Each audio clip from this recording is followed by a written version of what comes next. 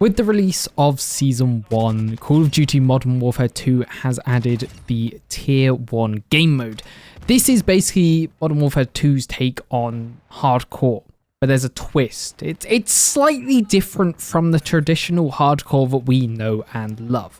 Pretty much is hardcore. There's no kill feed, there is no HUD, there is no pop-ups at all. The only bit of HUD you get is 3 little squares for your kill streaks in the bottom right, little hexagon, pentagon-y thing for your field upgrade, and then if someone calls in a UAV on your team, the minimap will show up. And now this doesn't seem like a huge change to hardcore, but for some reason it really has an impact on how people both perceive and play the game in Tier 1 mode. And to me, it gives Insurgency Sandstorm vibes. Now, I've said this time and time again on this channel, I play tac shooters. I don't mind tac shooters. And honestly, I like the Tier 1 game mode. But it doesn't feel like hardcore.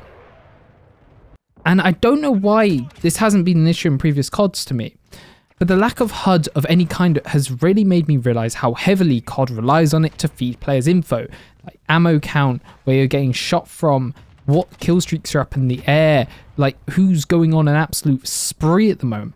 And compared to other tac shooters and hardcore games that don't have a HUD, they know how to make it work. Like there are suppression features, there is blood splatters that give you a rough idea. There's ways to toggle the HUD in bigger shooters, stuff like squad, so you know where the objectives are. And now Tier 1 does have that. It has the ability to see the objectives. And there's also stuff like being able to check how much ammo you have in your mag at the time.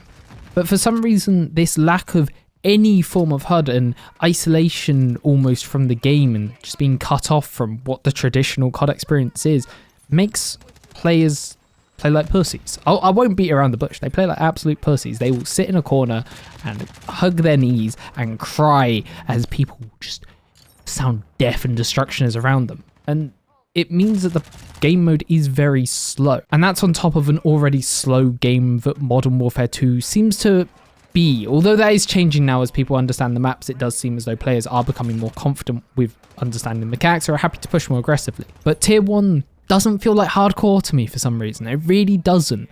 And I can't quite put my finger on it. So I'm curious in the comments if anyone else can tell me. Does anyone know? And for that reason, I feel bad for the hardcore players, this small group of people in COD that literally buy the game to play this game mode. Like, what experience are they gonna have? I feel bad, man. Along with the fact that this was kind of hyped up and didn't come out with the initial release for one reason or another, and then comes out with Season 1, and it's just a bit like,